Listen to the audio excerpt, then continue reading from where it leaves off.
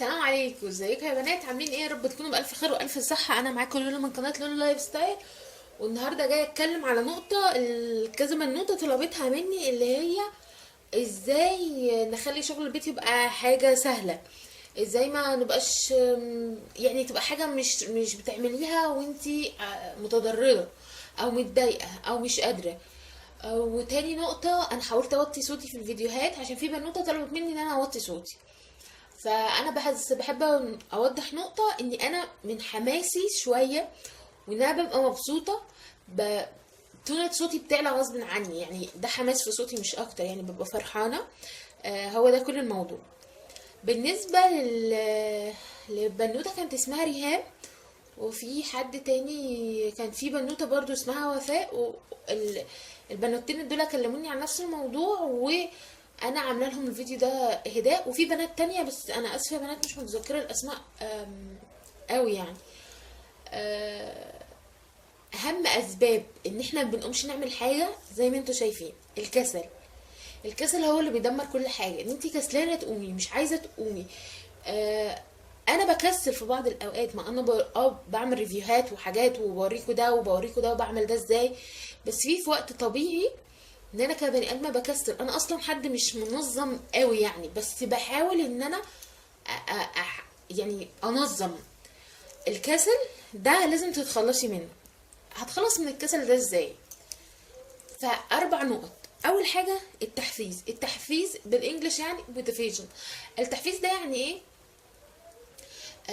تحفزي نفسك باي حاجه باي طريقه. انا مثلا في بعض الاغاني لما بسمعها حتى لو انا مودي وحش بتخليني ابقى طايره فوق في السماء، وزي ما بيقولوا مزاجك يعلى وتبقي مبسوطه وتبقي عايزه تقومي تعملي. وفي ناس من الناس اللي حواليا بكلمها، هي اللي بتخليني برضه ابقى اكتف وهايبر واعمل الحاجات اللي حواليا بسرعه، وناس بتديني طاقه ايجابيه بتغير مودي. اهم حاجه ان انت لازم تتخلصي من الطاقه السلبيه اللي حواليكي والطاقه السلبيه اللي فيكي. الطاقه السلبيه، الكسل طاقه سلبيه من ضمن الطاقات السلبيه. اسمعي مزيكا، اسمعي قران، كلمي حد من اصحابك انت بتحبيه، اعملي اي حاجه بتعدلك المود بتاعك. تاني نقطه عشان تخلصي من الكسل، شوفي انت عايزه تعملي ايه اللي انت هتعمليه، وامسكي ورقه واكتبي بالورقه والقلم. اي حاجه بكتبها بالورقه والقلم. التودو ليست اللي انا بقول لكم عليها، قائمه المهام اللي انا بقول لكم اعملوا المربع ده قدام الحاجه، ايه ميزتها؟ انا كانسانه، كبني ادمه، انا بموت وبنبسط جدا اول لما بجيب القلم بتاعي وبروح يا عامله هنا صح ان انا خلاص خلصت الحاجه، يا اما اروح شاطبه الحاجه. دي بالنسبه لي حاجه ببقى مبسوطه لما بشوف ان مثلا الحاجات دي كلها خلاص شطبت خلصت كل الحاجات دي. ف دي حاجه بتخليني مبسوطه. ايه اللي انا عايزه اعمله؟ عايزه اعمل واحد اتنين تلاته. هعمله ليه؟ عشان بيتي يبقى نضيف وانا ابقى نفسيا مرتاحه، وجوزي يبقى مبسوط، ولادي يبقوا مبسوطين، يبقى عندي وقت تاني اقضيه مع اولادي، عندي وقت تاني اقضيه لنفسي. ده تاني نقطة في ازاي ان انت تخلصي من الكسل. تالت نقطة هتكلم فيها، عرفت انا عايزة اعمل، حفزت نفسي، عرفت انا عايزة اعمل ايه وهعمله ليه. لازم اخر نقطة عشان خاطر اعمل ده كله، اعمل حاجة صغننة جدا جدا احنا ما بنعملهاش لنفسنا كستات، ان انت تكافئي نفسك. اعملي النهاردة مثلا البيت كله، خلصي كذا وكذا وكذا، انزلي يا رب يا رب تشتري حاجه ليكي ب2 جنيه ونص. تعملي كوبايه قهوه حلوه وتقعدي مع نفسك نص ساعه تسمعي اي حاجه انت بتحبيها. تقولي مثلا هشغل صوت شيخ معين واقعد اقرا معاه ربع من القران وابقى مرتاحه نفسيا ومبسوطه. لوحدي. لا هقعد لوحدي.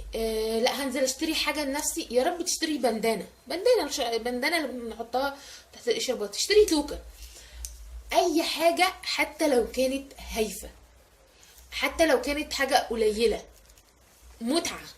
انت هتمتعي، هتحسي ان انت بتعملي ده، انت تستاهلي النهارده. انا من الناس بموت جدا في القهوه، مدمنه قهوه. من الناس اللي بكافئ نفسي فنجان القهوه اللي هو بشربه ده النهارده بقى تشربيه وتبقي خلصت. لو خلصتي الحاجه دي من وقت كذا لوقت كذا، هيبقى مثلا باقي عندي ساعه. مثلا ممكن اجي من شغلي واسيب ابني في الحضانه متاخر شويه، لان انا باجي مثلا من شغلي بدري عن ميعاد الحضانه، ممكن اسيبه واقول لا انا لو خلصت هيتبقى لي مثلا نص ساعه اقعد اشرب فيها فنجان قهوه واسمع مثلا ام كلثوم لحد ما انزل اجيب ابني. نص ساعه لنفسي، اكافئ نفسي ان انا اخش اعمل ماسك بنفسي كده، واقعد مثلا على السرير مفدوده كده ريلاكس، وانظم نفسي الشهيق والزفير وارتاح. ان انا مثلا انزل قبل ما مثلا ما اروح اجيبه من الحضانه، انزل اعدي مثلا على اي ماركت اجيب لنفسي سي شوكولاتايه، حتى لو حاجه صغننه عشان ما نتخنش. ده كل دي حاجات هتخليكي تقدري تعملي حاجه البيت بسهوله. الكسل هو اللي بيخليكي انت مفيش حاجه اسمها ما بقدرش اعمل. يعني ايه ما بقدرش؟ اسمها انا كسلانه، انا بني ادم كسلان. لو انا تخلصت من الكسل بالاربع نقط اللي انا قلت عليهم دول، هخلي حياتي كلها حلوه وجميله وما بقاش متضايقه. الحاجه بقى خلصت من الكسل، البيت ذات نفسه كبيت، البوينت اللي انتوا كلكم بتتكلموا فيها شغل البيت. عشان بيتك يبقى منظم هيتطلب منك حاجات معينه. زي ايه؟ اولا لازم كل حاجه يبقى لها مكانها، تمام؟ يعني لازم تعملي organization، يعني يعني زي ايه مثلا؟ انت اقلام الوان في مكانها، اقلام رصاص في مكانها، كل حاجه يبقى لها اورجنايزر في البيت. مش ان انت تروحي تشتري كل حاجه تشتري لها منظم. مثلا في حاجات تقدري تعمليها في البيت. لو عندك كرتونه قديمه تقدري تقسميها من جوه. اهم حاجه ان كل حاجه في البيت يبقى لها مكانها، تبقى الدنيا مترتبه. ده اول نقطه، رتبت الدنيا. تاني حاجه اعمل ايه؟ احافظ على الترتيب ده. يعني خدت كتاب اقراه ارجعه مكانه، خدت طرحه من حته ومش لابسها مرميهاش على السرير، لا بسرعه بسرعه اطبقها واحطها مكانها. الدنيا مثلا انا سي من الناس مثلا ممكن الصبح الدنيا تبقى يعني ما يعني تبقى تحت السيطره، مثلا مسيطره عليها والامور ماشيه، وايام ممكن لا، ممكن غصب عني مثلا تروح عليا نومه فاصحى متاخره نص ساعه. النص ساعه دي بتبهدل لي اليوم كله الصبح. ف بعمل ايه؟ بسيب الدنيا بتبقى مثلا ممكن طرحه لبستها لا مش راضيه تتظبط معايا، جبت طرحه تانية. رجعت من البيت مش هقعد بقى واريح واقول بعدين، لا، رجعت يبقى لازم اول حاجه الم اللي انا بهدلته الصبح، وبعدين اشوف الليسته بتاعتي اللي انا هشتغل فيها بعد الظهر ايه. ده اهم حاجه تقدروا تعملوها. تلاجتك تبقى متنظمه، الحاجات محطوطه، المطبخ الحاجات محطوطه ومرصوصه بشكل كويس. ترتبي مطبخك، في حاجات لازم تبقى تحت ايديكي تقدري تاخديها بسرعه. كل دي حاجات انتي لو عملتيها هتخلصي من الكسل، هتقدري تعملي كل حاجه بمنتهى السهوله. ده بشكل سريع جدا اللي انا اقدر اقوله لكم ان انتوا تعملوا ازاي حاجه البيت وما تبقوش كسلانين ومتضايقين وانتوا بتعملوها. لو انتوا عايزين اي حاجه انا هعمل فيديو تاني ان شاء الله باذن الله، والفيديو ده هيبقى فيه كده فكره، يا رب تعجبكم وقولوا لي ايه رايكم. يا رب يا بنات يكون الفيديو عجبكم. ما تنسوش تعملوا شير ولايك وسبسكرايب للقناه. مستنيه كومنتاتكم. يا رب اشوفكم على الف خير وصحه، والسلام عليكم.